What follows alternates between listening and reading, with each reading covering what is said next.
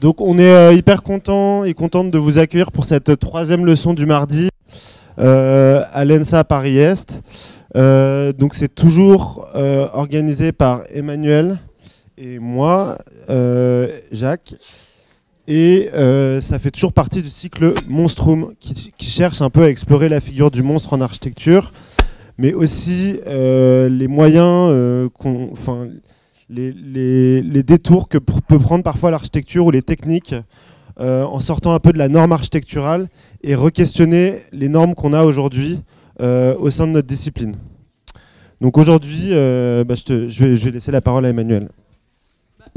Bonjour à toutes et tous. Donc, je pense que tu t'es peut-être déjà un petit peu présenté, mais donc tu es charpentier, tu es aussi fils de charpentier, tu aimes bien dire ça, j'ai vu. Et au sein des ateliers Démon et que tu as repris, non, c'est toi qui t'occupes des ateliers Démon. Et entre autres projets, tu travailles sur la reconstruction de la charpente de la nef de Notre-Dame en ce moment. Et donc merci pour l'atelier que tu as donné juste avant. Je pense que les étudiants et les étudiantes étaient contents de ça. Et juste pour expliquer donc en 2 mots pourquoi on t'avait invité au départ, pourquoi on avait pensé à toi. On a eu plusieurs discussions ensemble et c'est vrai qu'au départ, toujours, donc comme tu disais, sur le thème Monstrum et dans l'idée de re-questionner les normes esthétiques, on avait en tête au début de nos discussions les architectures temporaires en fait, qui viennent se greffer sur d'autres types d'architecture, type les étaiements que vous avez dû déjà étudier, les prothèses, les jambes de force, etc.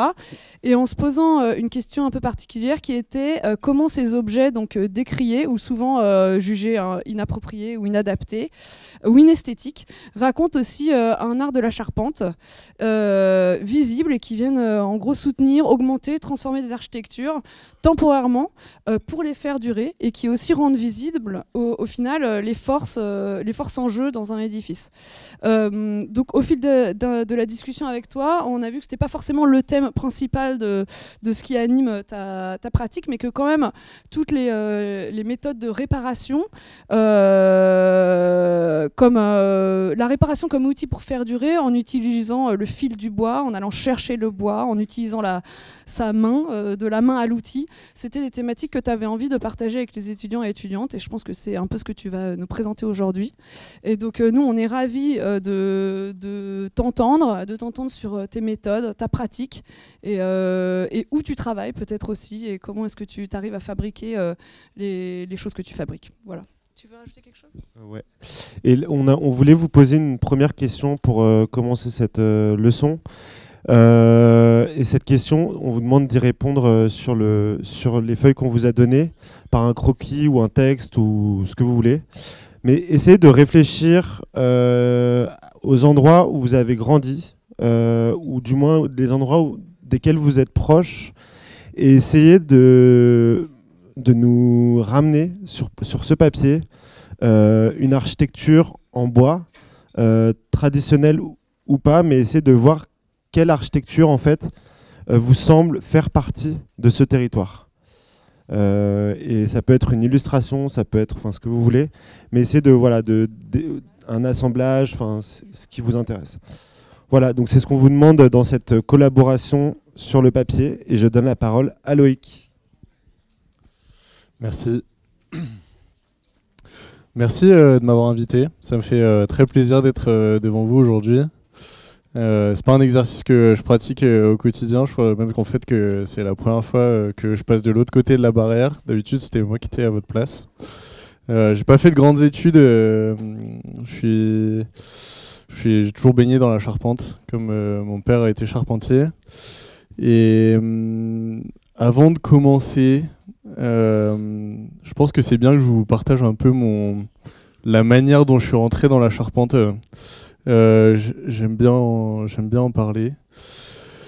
Un jour, j'avais 12 ans.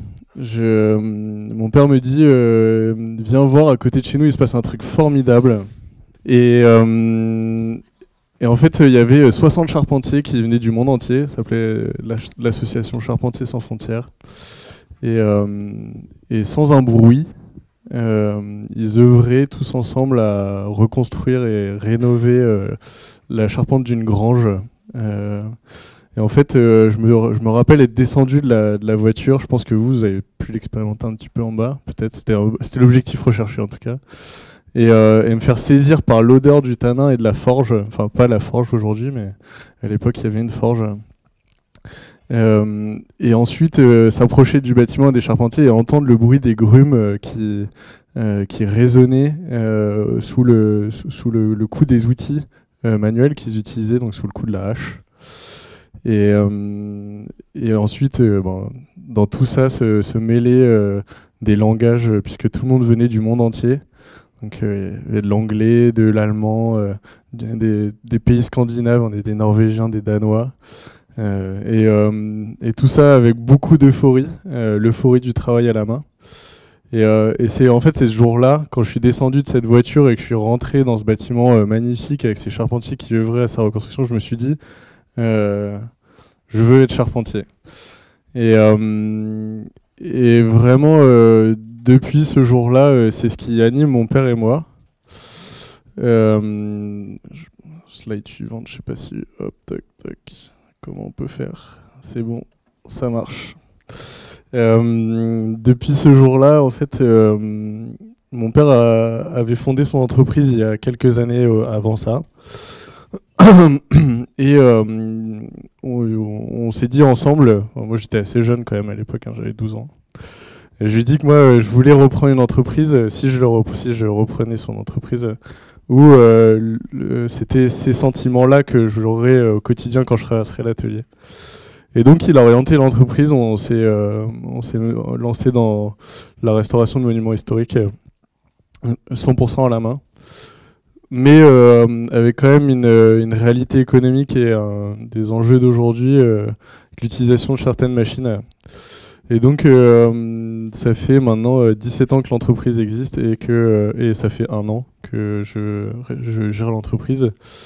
Et on travaille du coup principalement à la main. Je vais vous expliquer après comment on travaille, mais l'idée pour nous c'est d'avoir un impact humain assez fort sur la charpente et qu'on puisse aussi voir l'impact du matériau bois dessus.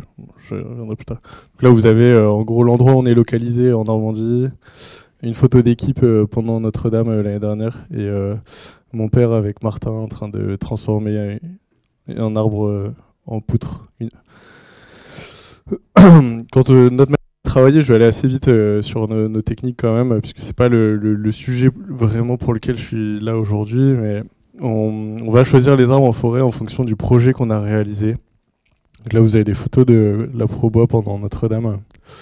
Vous voyez en fait ces futaies de chênes qui sont immenses et où on voit ici en fait les charpentiers en train d'aller récolter les chênes et qui du coup en fait devaient choisir en fonction de la pièce à réaliser dans la charpente l'arbre qui convenait. Et donc l'approvisionnement en bois c'est très important pour nous, pour le fait qu'on travaille à la main, notamment lié au fait que on va essayer de retirer très peu de matière. On va prendre un arbre et faire tirer juste une poutre, mais pas plus dans cet arbre.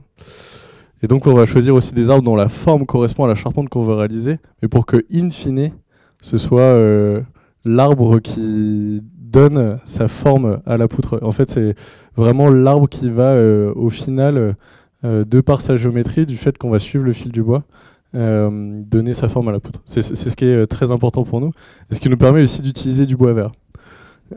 Je reviendrai un peu plus tard dessus. Là, du coup, c'est la technique de transformation. Donc, on équarrit les poutres à la hache. Donc là, vous voyez des éléments qu'on fait régulièrement, notamment là-haut à droite, c'était les pièces les plus longues de Notre-Dame qui faisaient 15 mètres de long. Et donc, la première étape, c'est de faire des entailles. Donc là, on les fait à la tronçonneuse pour gagner du temps et de l'énergie. Et ensuite de fendre, comme j'ai fait devant vous juste avant, fendre pour suivre le fil du bois. En fait, ce fil du bois, qui est vraiment très important, pour ceux qui n'étaient pas là, en fait, le bois, c'est plein de tubes, je crois qu'à peu près tout le monde était là, mais plein de tubes côte à côte, Et plus on va garder ces tubes dans un seul morceau du bas jusqu'en haut de la poutre, plus la poutre va être résistante mécaniquement. Et aujourd'hui, le problème des scieries, c'est que du fait qu'ils ne travaillent pas à la main, qu'ils n'ont pas cette technique de fendre, ils n'ont pas forcément la même résistance mécanique. Et il y a aussi quelque chose qui est intéressant avec cela, c'est que quand le bois il va sécher, le fait qu'on ait retiré très peu de matière, qu'on ait coupé très peu de tubes, il va très peu se déformer. Vous prenez une poutre, un arbre, c'est comme une carotte. En fait, quand elle va pousser, il va se redresser. Et si jamais vous le coupez en plein milieu, que vous supprimez une partie des fibres, si la carotte, ce soir quand vous allez couper votre carotte, vous la coupez en plein milieu et vous allez voir ce que ça donne. La réaction, ça va être qu'elle va se tordre de part et d'autre et se déformer. Et ben en fait, un arbre, c'est exactement pareil. Si on coupe le cœur de l'arbre en deux, qu'on tire deux poutres à l'intérieur de l'arbre, alors il va se déformer vers l'extérieur et ça va s'accentuer en séchant. Et du coup, l'idée de cette fente est de suivre le fil du bois et de faire un arbre, une poutre, nous permet d'utiliser un matériau qui n'est pas sec et qui va sécher dans le temps dans la charpente, sans qu'il y ait de gros problèmes de désordre. Vous avez donc la fente en haut à gauche avec mon père et en bas à droite vous avez des collègues en train de faire la finition parce que le bois brut fendu est dur à travailler ensuite parce qu'on a besoin de tracer nos assemblages. Souvent c'est pas parfaitement lisse et donc avec une doloire, une hache simple biseau qu'on tient très près du taillant, on est très précis et on peut tailler cette surface de finition. Donc je parlais des outils, je ne sais pas si vous les voyez bien. Ah oui, c'est bon. Donc là, vous avez les différentes formes d'outils qu'on utilise. En fait, aussi l'intérêt de ces techniques-là, pour nous, c'est aussi de mettre l'identité de l'homme, comme le faisaient nos anciens, dans le bâtiment. Vous avez en haut à droite, en fait, deux poutres qui ont été taillées par deux charpentiers différents. Aujourd'hui, si on va se balader dans nos charpentes, à 80%, j'arrive à vous dire qui a fait quelle poutre, parce que chacun a sa forme de trace. Vous voyez, en haut, c'est Marlene qui l'a réalisé, c'est un Anglais qui était venu chez nous, qui commençait, qui était à un niveau le plus bas de l'équarrissage et qui, au bout de 6 mois, est devenu le meilleur d'entre nous.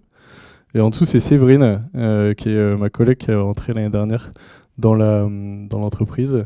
Vous voyez la largeur des cupules. Donc la cupule, c'est la petite vague qui est créée par la forme de la hache. Ça, c'est déterminé par la forme du taillant et la réalisation du charpentier, enfin la patte du charpentier. C'est ce qui rend en fait nos édifices vraiment humains. Et quand on va se balader dans les charpentes, c'est toujours hyper intéressant de retracer cette vibration et ces techniques-là en tout cas. Tac. Ça c'est d'autres outils, je vais aller vite, c'est pas très intéressant, mais en fait quand on commence à travailler à la main, c'est compliqué de revenir avec une machine. C'est-à-dire que les poutres qu'on a taillées à la main, on peut pas les mettre dans une grosse machine de taille 3D avec des outils numériques.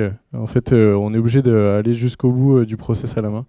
Et c'est ce qui nous branche le plus, puisque c'est l'essence même de notre métier que de tailler des charpentes. Donc ça nous intéresse. Ça, c'est un exemple de chantier qu'on a réalisé. On parlait tout à l'heure de structure, de réparation, d'étaiement et de comment répartir les forces et ainsi de suite dans ces réparations. Je pense que bon nombre d'entre vous connaissez le trait de Jupiter, qui est un des assemblages très connus et très populaires de notre savoir-faire français en charpente.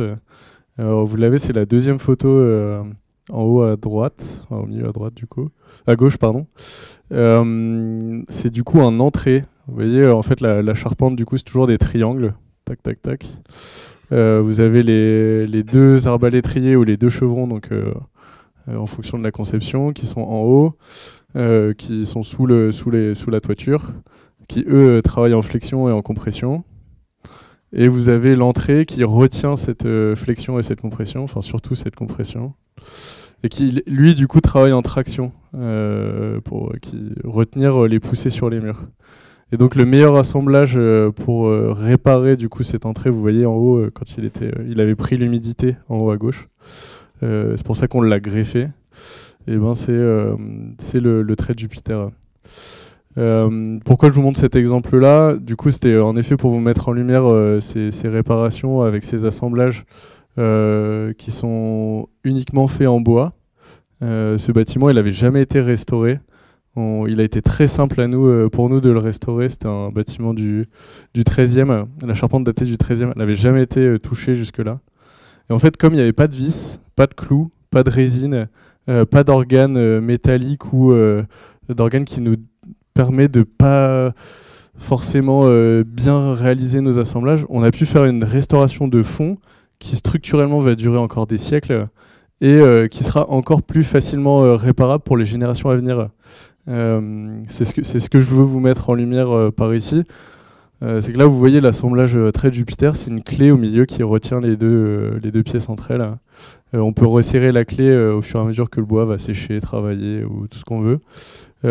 Et pour les suivants qui auront à remplacer, je sais pas, l'autre bout de la pièce ou même la greffe qui aura de nouveau pris l'eau, et imaginons si jamais il y a eu un mauvais entretien de la toiture, c'est très simple de retirer la clé et de changer cet élément-là.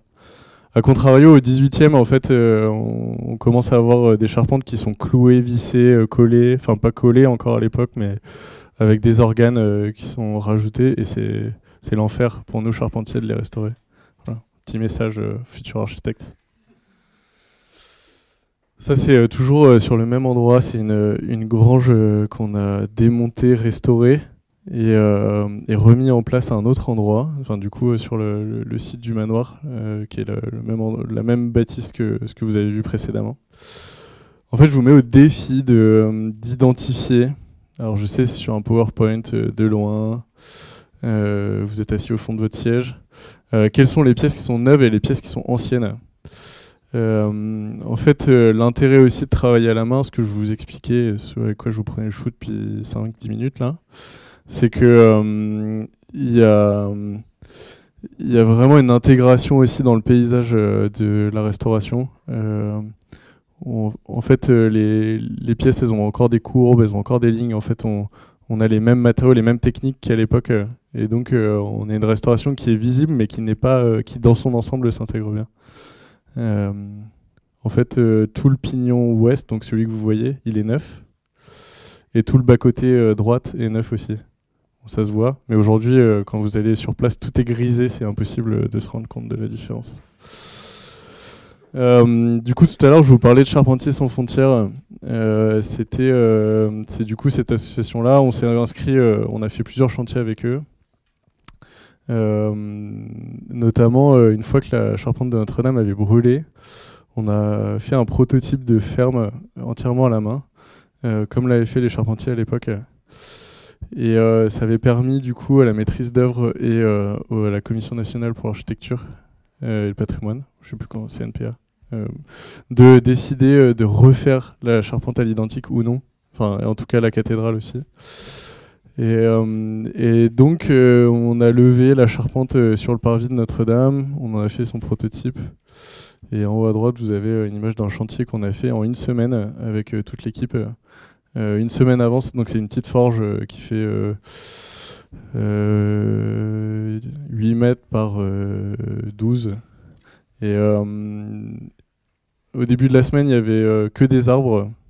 Et à la fin de la semaine, il y avait un bâtiment. Voilà. Il n'y a eu aucune machine d'utiliser. Tout a été fait vraiment à la main. Juste un petit mot pour le Notre-Dame. Je vais essayer d'aller assez vite dessus parce qu'il n'y a pas vraiment d'intérêt.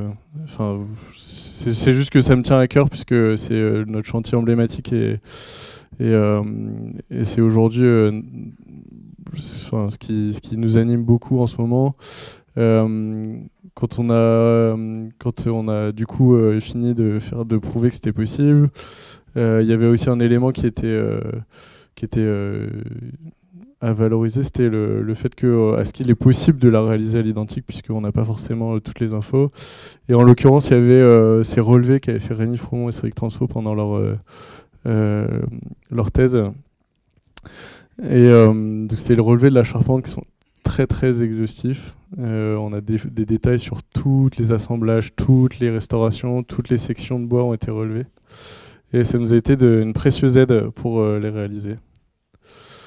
Après, vous avez des petites photos quand on a essayé de pousser les murs de l'atelier pour faire la charpente en temps et en heure. Donc en gros, nous, la manière dont on travaille une fois qu'on a réalisé les poutres, c'est faire le plan à échelle 1 au sol et ensuite superposer les pièces les unes au-dessus des autres. Parce que comme elles ne sont pas parfaites, on ne peut pas tracer juste à la cote les assemblages.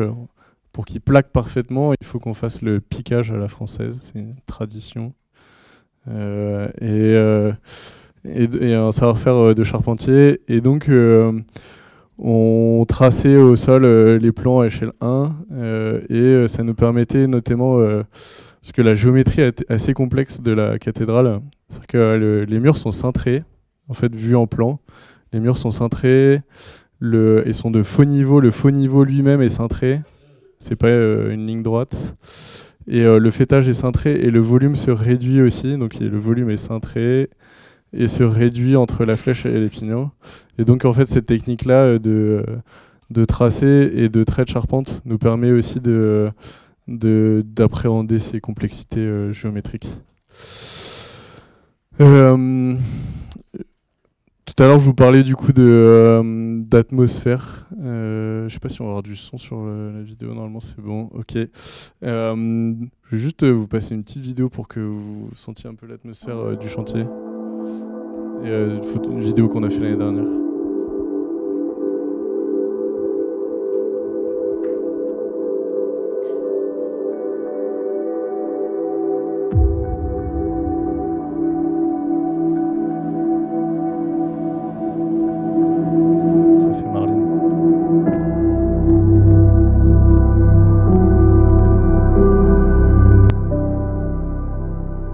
Je m'appelle Lou Caroui, j'ai 27 ans, je suis charpentière au sein des Ateliers des Monts.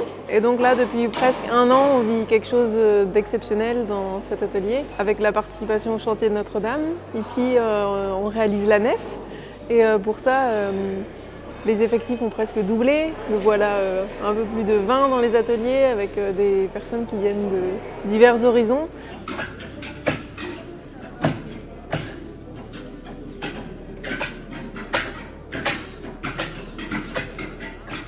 Les carrières, c'est mettre une pièce au carré à la hache. C'est mettre un tronc d'arbre au carré, tel que les architectes ont choisi pour Notre-Dame. Donc cette méthode, c'est travail comme au Moyen-Âge, donc avec les mêmes outils. On a à cœur de produire quelque chose d'une qualité exceptionnelle. La matière aussi qu'on travaille est exceptionnelle puisqu'on a choisi les arbres conjointement avec l'ONF dans des magnifiques futaies de chêne. On a l'impression de continuer le travail qui a pu être réalisé par des artisans qui ont pu intervenir bien avant nous sur ces charpentes et de s'inspirer de ce qu'ils ont fait.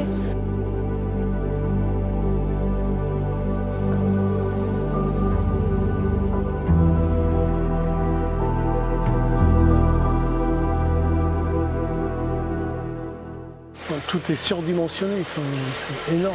Je n'ai jamais fait une charpente comme ça. Et même à l'époque, c'était c'était énorme pour l'époque et ça l'est encore aujourd'hui. C'est une opportunité de la vie. Ouais. C'est exceptionnel. C'est exceptionnel, oui. Voilà, je vais essayer d'aller assez vite pour éviter de faire un gros hors-sujet, parce que ça fait quand même assez longtemps que je vous parle de ce qu'on bricole et de ce qui nous anime. Juste une petite diapo pour vous montrer le levage qui était assez exceptionnel. Avec les Fidji. Et on rentre dans le vif du sujet. On va s'arrêter sur cette diapo-là. Je pense que je vais enfoncer des portes ouvertes, mais ok, ça marche. Du coup,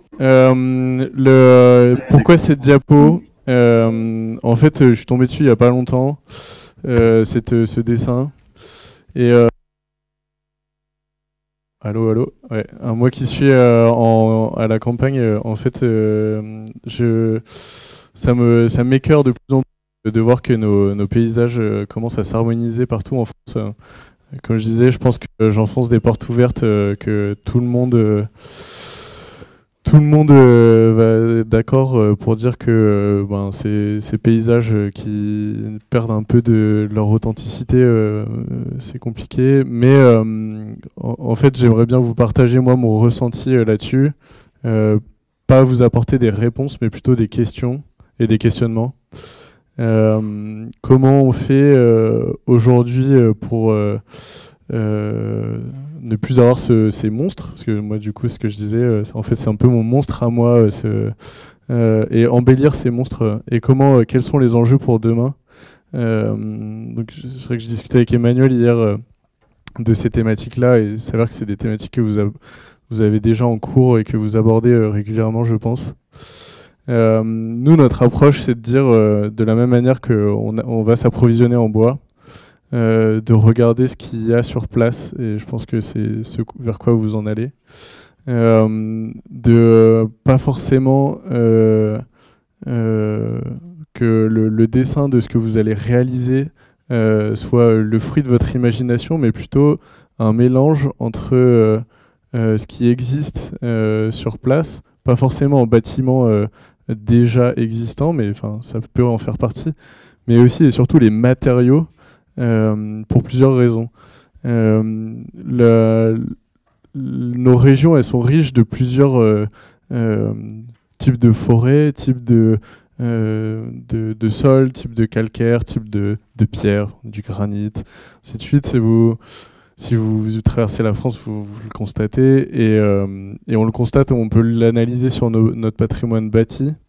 Et ce qui fait que la restauration de ce patrimoine-là est très simple et très facile, et c'est une construction vraiment pour l'avenir, puisque comme les matériaux sont à côté, peu importe quelle génération, qu'on soit plus pessimiste ou quoi, il n'y aura pas besoin d'aller traverser la Manche ou l'Atlantique pour aller récupérer des matériaux qui permettront de restaurer ce bâtiment et lui apporter une vie. Tout sera déjà là en fait. Je pense pas qu'on ait des mouvements de sol qui fassent que tout le calcaire qu'on a sous nos pieds s'en aille d'un continent. En tout cas pas à notre échelle, je pense. Et c'est pareil pour le bois en fait. On s'apprête à vivre en effet un peu une transformation de nos forêts, mais globalement on a quand même des essences qui s'adaptent et qui sont implantées sur nos territoires.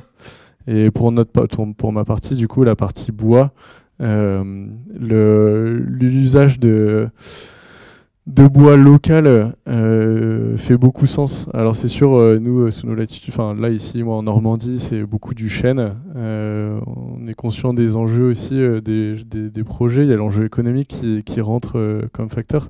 Mais là, on est en train de développer des projets avec des architectes locaux où on valorise la paille. Je pense que vous commencez ça doit faire partie des matériaux que vous utilisez au quotidien.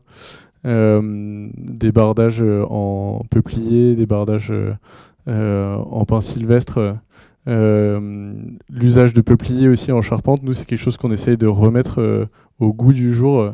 En fait, ce qui est compliqué avec le peuplier, c'est qu'il est difficile à travailler puisqu'il a tendance à se tordre dans tous les sens quand on le scie, si on le travaille pas comme on le travaille. Mais il se comporte très bien en charpente en fait. C'est une essence qui peut tout à fait remplacer des résineux qu'on fait venir de Russie ou de pays scandinaves. Et c'est une essence qu'on trouve aussi dans notre patrimoine existant et qu'on pourra trouver, je pense, encore dans quelques centaines d'années. En fait aussi, ce qui me parle moi dans cette image, dans cette diapositive, c'est que en haut vous avez des bâtiments qui vont avoir duré plusieurs siècles, qui vont encore durer plusieurs siècles puisqu'on va les entretenir. En bas vous avez des bâtiments dont on a demandé à un bureau d'études de mettre un tampon pour que ça dure 50 ans. Aujourd'hui 50 ans c'est trop court pour... alors c'est peut-être un peu provoque, mais 50 ans c'est trop court pour une construction. On peut plus se permettre, notre génération je pense, de construire pour 50 ans.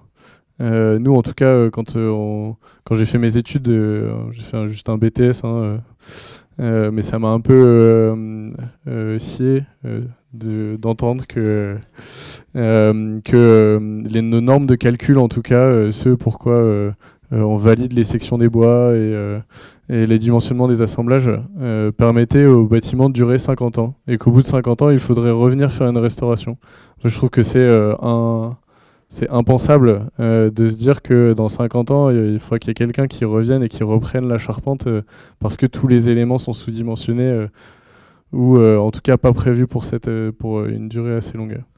Et c'est aussi lié au fait que on va chercher des bois alors je parle d'un monde idéal, hein, je sais qu'aujourd'hui on est tous des maillons dans tout ça, mais le fait qu'on aille chercher des bois qui sont pas natifs d'ici, qui n'ont pas forcément l'habitude de vieillir sous nos latitudes et de grandir sous nos latitudes, ça amène aussi d'autres problèmes, notamment la termite par exemple.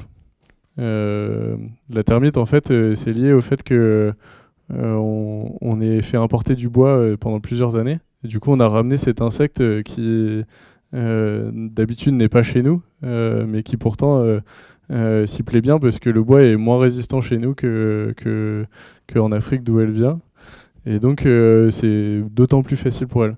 En fait, c'est plein de petits exemples comme ça où le fait d'utiliser des matériaux locaux qui sont implantés dans un territoire leur permet de vieillir d'une bien plus belle et plus longue manière en fait. Un autre exemple, en fait ça me parle aussi beaucoup parce que vendredi dernier j'étais avec le Bureau Veritas qui m'a assez surpris. On a aussi comme chantier la construction d'un bateau à Honfleur. Le bateau de Guillaume le Conquérant. Je fais un petit pas de côté. En fait, ça m'a assez surpris. Pourquoi ? Parce que eux, qui ont l'habitude de vérifier la construction de bateaux et ainsi de suite, nous ont mis une injonction de nous dire il faut que le chantier se termine très rapidement. Et c'était très étonnant en fait d'avoir cette injonction de leur part parce que d'habitude ils ont normalement pas ce genre d'interrogation. Et pourquoi se terminer rapidement ? Parce que en fait, le bois est pas forcément fait pour changer d'environnement. C'est-à-dire qu'une fois comme je vous disais plus tôt, hein, une fois qu'on a abattu l'arbre, l'idéal c'est de aussitôt le mettre dans son environnement final. Là, le fait qu'on construise un bateau, on abat des arbres, on les emmène dans l'atelier où on construit le dracar. Et ensuite, le bois va sécher, va subir des changements hygrométriques, puis ensuite il va être balancé dans l'eau de mer. Donc on va en fait changer de 3 atmosphères complètement différentes. La forêt qui est hyper humide où il est encore vivant, un atelier qui est hyper sec, protégé de l'eau, et ensuite on va le mettre en immersion dans de l'eau salée. Et en fait, eux, ce qu'ils ont... leur conclusion leur analyse en tout cas de tous les chantiers charpente marine qu'ils ont pu faire, c'est que tous ces arbres,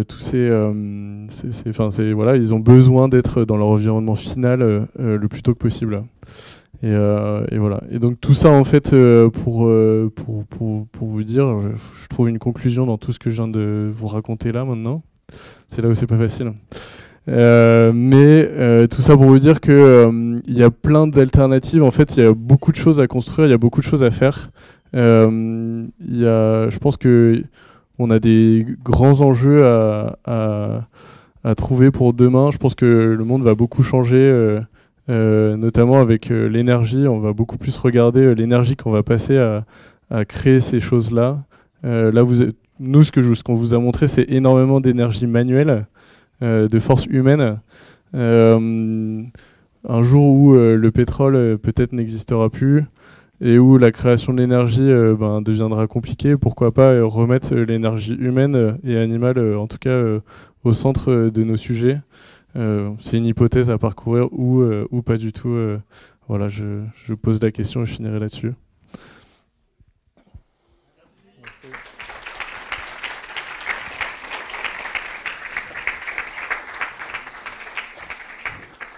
Et je suis à l'écoute pour vos questions si vous en avez.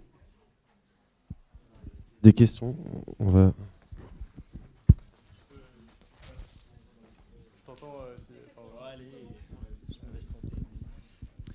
Oui, moi aussi, je me permets de revenir sur votre raison d'être parce que ça m'a moi aussi beaucoup intéressé.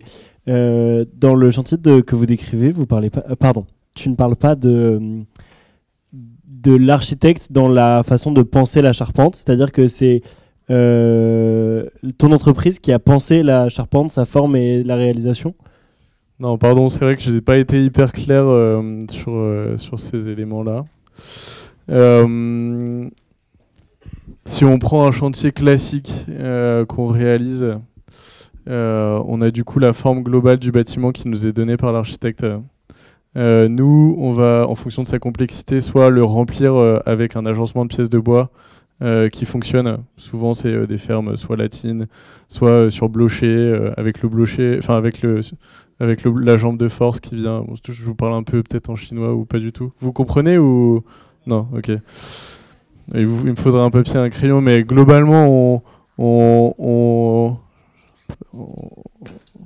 va. Je vais vous faire un petit schéma. Ça va être bien comme ça. On va parler un peu force aussi. Je crois qu'il faut que tu viennes jusque là pour que j'ai la. Hop.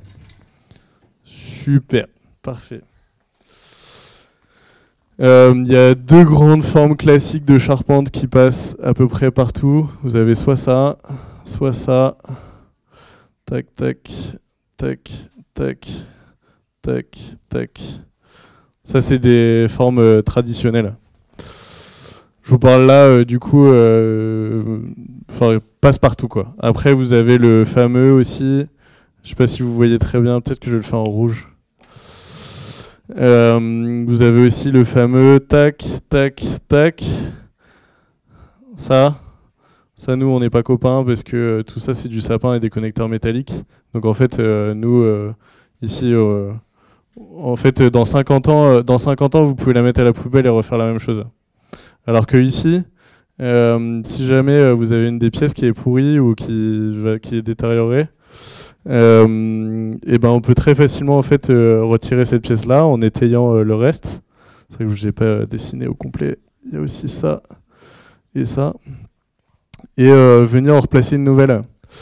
Du coup, pour répondre à ta question qui était le rôle de l'architecte là-dedans. En fait, l'architecte va nous donner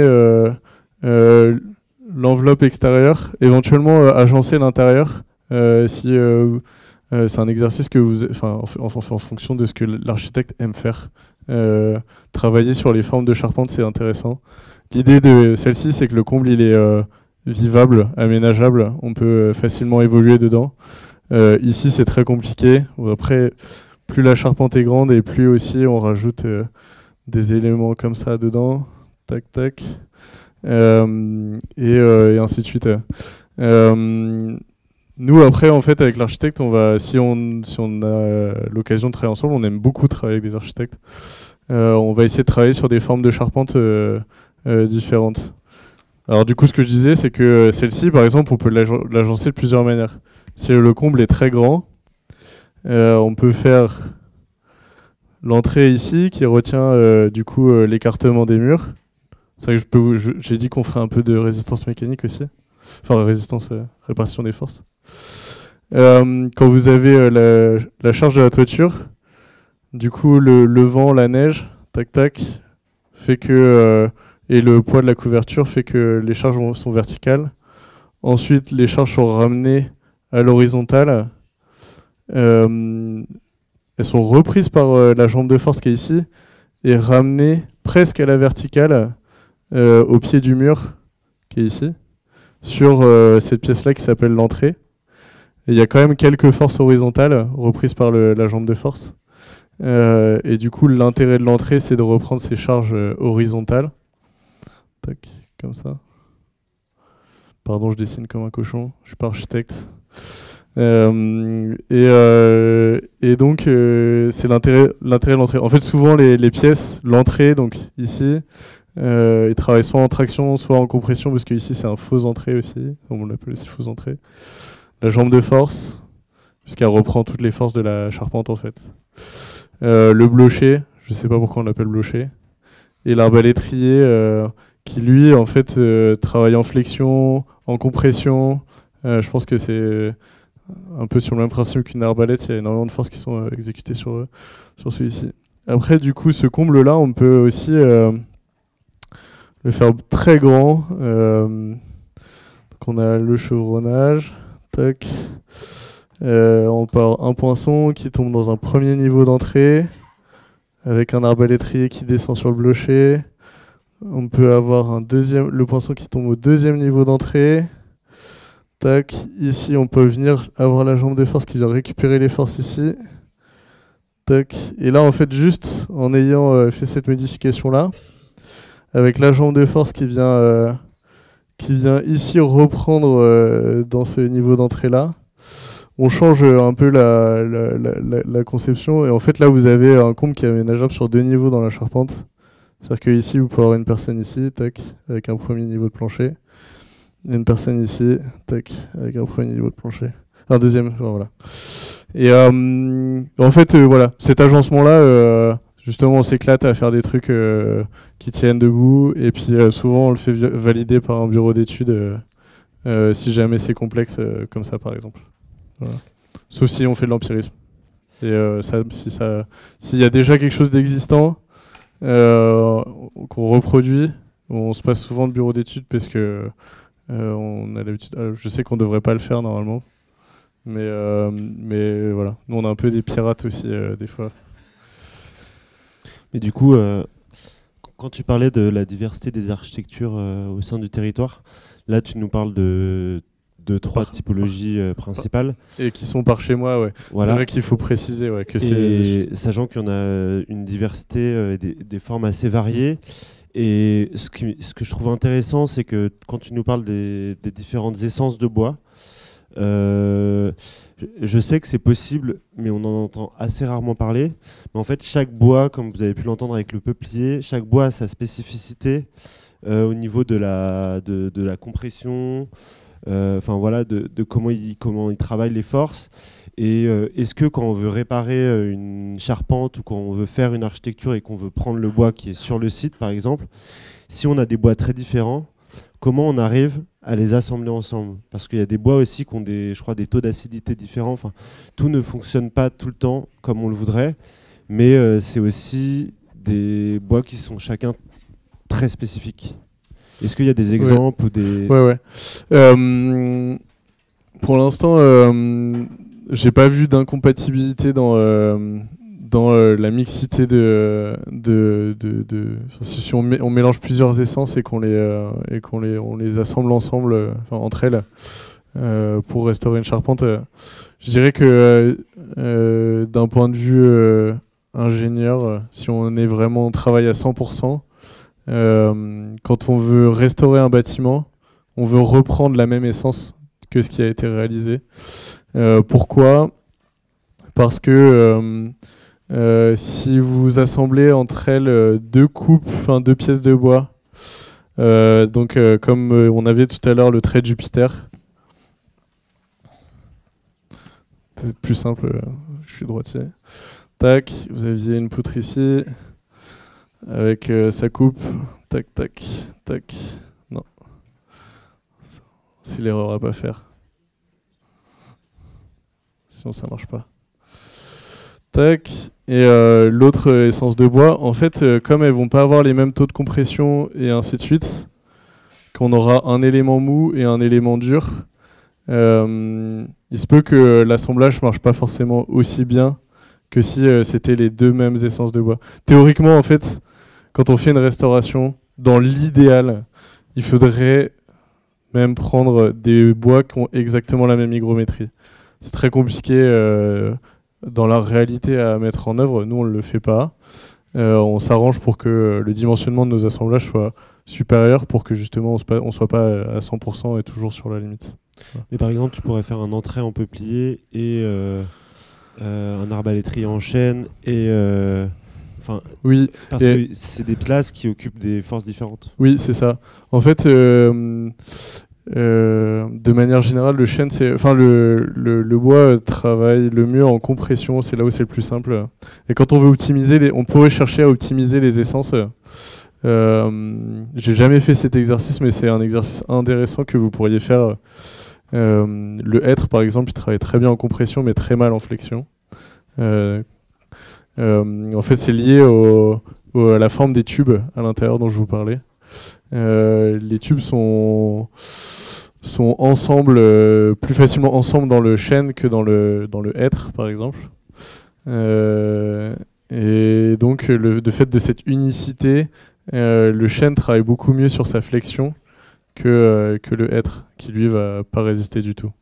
Et le châtaignier aussi a des caractéristiques intéressantes, et le peuplier également. En fait, je dirais que le peuplier a un module de Young qui est plus important. C'est-à-dire qu'il accepte beaucoup plus de flexion et revient à sa place beaucoup plus qu'un chêne ou une autre essence. Voilà. Je ne sais pas si c'était clair, et je ne sais pas si vous avez d'autres questions. Est-ce que vous avez d'autres questions ?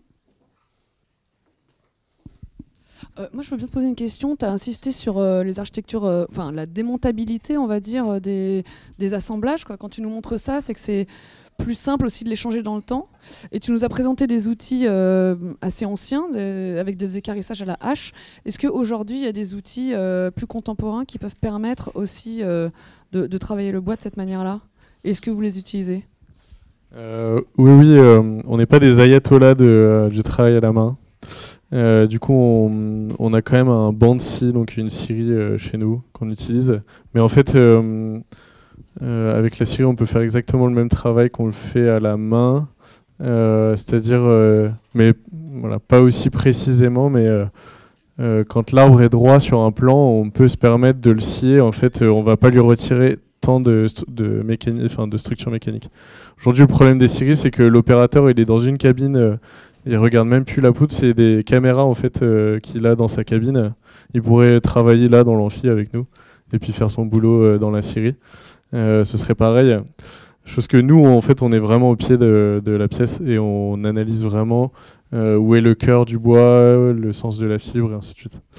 Une de tes questions, c'était la démontabilité. Ça, c'est quelque chose qui est hyper important. En fait, ça, je vous mets une grosse croix, c'est parce que c'est indémontable. En fait, la fermette en sapin qu'il y a dans la plupart de nos bâtiments, en fait, dès qu'il y a un boulon, une plaque métallique, un clou, une vis, souvent ça devient très compliqué à réparer, à démonter.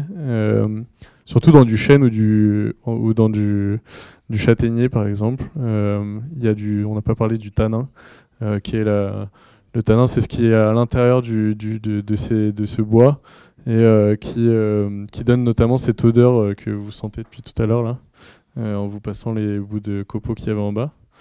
Et en fait, le tanin s'oxyde avec le boulon, avec la vis, avec le clou. Ça rend impossible l'extraction de ceci en fait. Et tout l'intérêt pour nous de faire des assemblages bois-bois avec des clés, des clavettes qui sont des fois un poil plus complexe à réaliser, mais qui rendent la restauration beaucoup plus simple de par cet aspect-là en tout cas. Ouais, on voulait conclure. Est-ce qu'il y a d'autres questions ? Vas-y. Moi, j'ai des milliards de questions. Merci. Moi, c'était une question toute précise, un peu sur ce que vous nous avez montré tout à l'heure. Quand vous avez coupé le bois, après vous avez tranché, vous avez enlevé le cœur et la partie extérieure, je ne sais plus comment elle s'appelle. La partie extérieure, c'était par rapport au fait qu'il pourrisse, et le cœur, parce qu'il est courbe. Donc je ne sais pas si c'était pour des raisons de durabilité ou si c'était juste esthétique.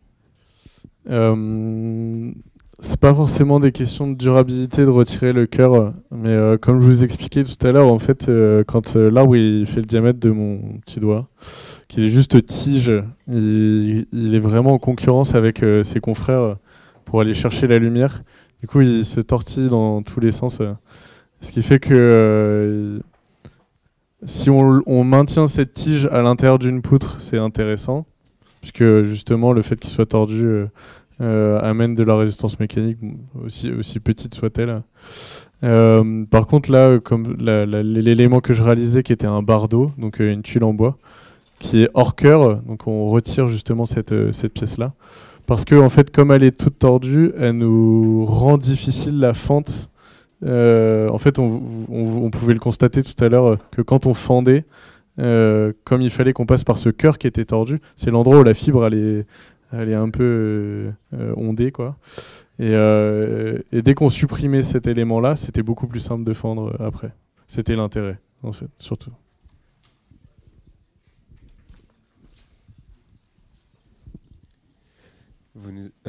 Déjà, merci beaucoup pour la conférence. Vous nous avez principalement montré des interventions à caractère patrimonial, de rénovation. Est-ce que des fois on fait appel à vous pour des constructions neuves ou pour, vraiment pour du logement contemporain ou des choses comme ça? C'est vrai que j'ai pas développé tout à l'heure, mais on travaille sur des projets en ce moment, plus à l'état de conception là qu'à l'état de réalisation pour le moment, sur la valorisation d'essences qui sont sur place pour faire la charpente et les bardages et les habillages intérieurs du bâtiment qui va être construit in situ. Et ça, en fait, aujourd'hui, le problème, c'est que c'est très difficile de se comparer une charpente comme celle-ci à une charpente comme celle-ci. Mais c'est en passe de devenir réalisable. En fait, je pense que pour beaucoup et de plus en plus, ça va devenir normalement anormal de faire venir des bois qu'on a à côté de chez nous, de l'autre bout de la terre. Et donc de plus en plus ça va se développer et de plus en plus ça va devenir aussi économiquement viable de valoriser des matériaux locaux plutôt que... Et du coup ce qui rend ces savoir-faire et cette technicité actuelle et dans l'air du temps en tout cas.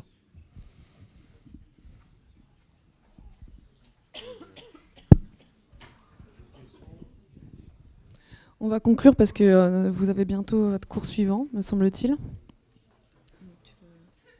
Tu voulais présenter ce livre peut-être ? Ouais, en fait, un peu dans la continuité de ce dont je vous parlais, l'appréhension du matériau et du métier de charpentier. Si vous avez 2 soirées à tuer, parce que ça se lit super bien, je suis un très mauvais lecteur, pourtant je l'ai mangé en 2 soirées. La vie solide de Arthur Lockman est très accessible et vous détaille un peu plus que ce que j'ai fait là. Un aspect de notre métier qui est un peu moins porté sur le travail manuel, mais en tout cas une expérience qu'on vit et que je trouve très chouette à partager. Je vais vous lire un mini extrait pour que vous voyez un peu la teneur du texte et après on va vous laisser partir. C'est le chapitre 7, ça s'appelle Routine et combine. La première fois que j'ai pu travailler du chêne, c'était chez les frères Perrault. J'ai aidé le chef d'atelier à préparer les frontons de lucarne pour la restauration d'un monument historique. L'entreprise, qui a sa propre scierie, possède aussi des stocks de vieux chênes dans lesquels on vient puiser pour certains chantiers de restauration. Ce sont des tas de poutres, très brunes, récupérées au gré des chantiers, et l'on doit brasser des mastodontes difformes pour trouver les perches dont on pourra tirer les pièces désirées. Nous avions dégoté de vieux bois, particulièrement durs.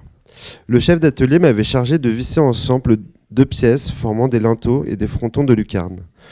Je m'approchais donc de l'établi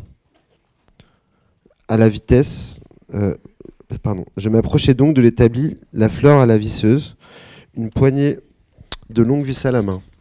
Me voyant, moi et mon inexpérience, le chef d'atelier me conseillait d'utiliser un serre-joint pour éviter que les 2 pièces ne se déplacent au moment de leur fixation. Pour ma part, je voyais mal comment une simple vis pourrait faire bouger ces poids morts. Les pièces de bois étaient tellement lourdes et leurs arêtes tellement vives que chaque fois que je les déplaçais, je m'arrachais la peau à l'intérieur des avant-bras. Je le remerciais pour son conseil, mais décidai de me passer de serre-joint et j'envoyais joyeusement la première vis dans le linteau. Cela ne manqua pas. Lorsque la vis ressortit de la première pièce de bois pour entrer dans la seconde, il se produisit un décalage de plusieurs millimètres. Les fibres de vieux bois, particulièrement dures, avaient imposé un changement de trajectoire à la vis qui avait emporté avec elle la plus légère des deux pièces. C'était cette résistance que le chef d'atelier, par sa connaissance intime du matériau, avait pressentie. Bon voilà, c'est un livre qui est très beau, très bien écrit, très facile à lire, donc je vous conseille à toutes et tous de le lire. Et il est à la bibliothèque. Merci beaucoup Loïc. Merci à vous.